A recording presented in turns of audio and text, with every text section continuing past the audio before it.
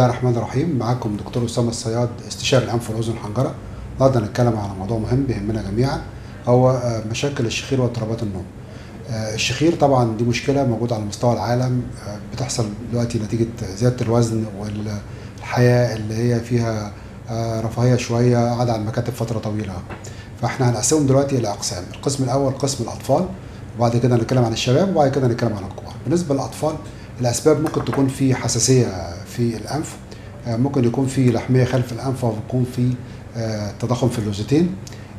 بيلاحظ طبعا الأب والأم إن الطفل بيشخر أو يحصل له توقف تنفسي أثناء النوم أحيانا. بيراجعوا طبعا الطبيب. في الغالب لو في مشكلة في الحساسية بياخد بخاخات، لو في مشكلة في اللوزتين واللحمية بنعمل عمليات استئصال اللوزتين واللحمية. بالنسبة للشباب، طبعا ده بيقرق كتير جدا من الشباب، وخصوصا الشباب المقبل على الزواج من الجنسين، سواء من البنات او الاولاد. ازاي الواحد بيعرف ان هو شخر ولا لا؟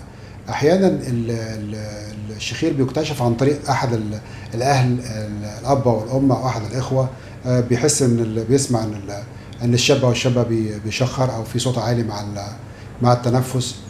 احيانا نفس الشاب او الشابه بيحسوا ان عندهم صداع كتير، رغبة في النوم، إرهاق شديد طول الوقت.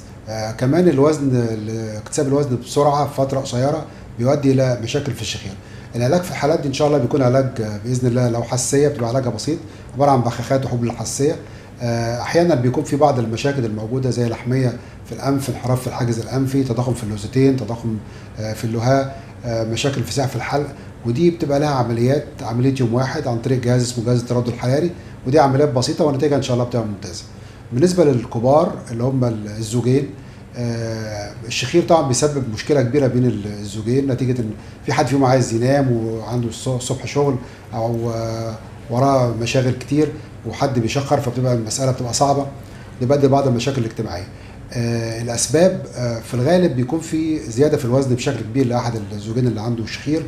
بيكون عنده ارتخاء في سقف الحلق، تضخم في اللوزتين، تضخم في اللهاء. احيانا بيكون في برضه تضخم في غضاريف الانف.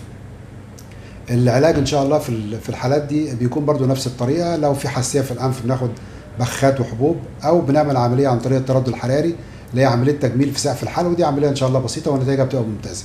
المشكله بتاعت الشخير مش في الشخير كشخير كصوت. احيانا مع الشخير بيحصل توقف تنفسي اثناء النوم، هو ده الخطوره.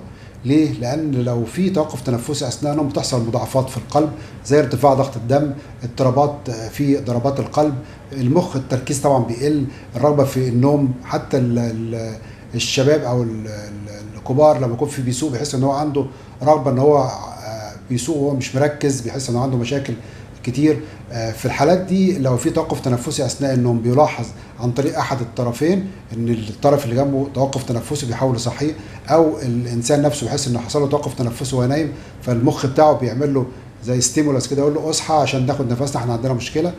بنعمل تشخيص الحالات دي، بنعمل جهاز اسمه اختبار النوم. النتيجه بتاعته بتطلع مايلد او مودريت او سيفير على حسب الحاله. واحنا في الغالب في الحالات دي بنستخدم جهاز برضه التردد الحراري لعلاج الحالات دي، لكن طبعا الافضل ان احنا نشخص الحالات دي بسرعه، وان شاء الله نتائج العمليات او نتائج الجراحات بتاعتها تبقى نتائج ممتازه. احنا ان شاء الله في الفيديو هنسيب لكم رقم الواتساب والانستجرام بتاعنا، بحيث ان شاء الله لو حب يتواصل معانا، عايز يعرف هل عنده شخير، عنده مضاعفات، عنده ما شابه ذلك، هلاقي ان شاء الله الرد باذن الله بتاعنا. ونتمنى ان شاء الله الجميع يكون استفاد، وشكرا جزيلا. ثانك يو.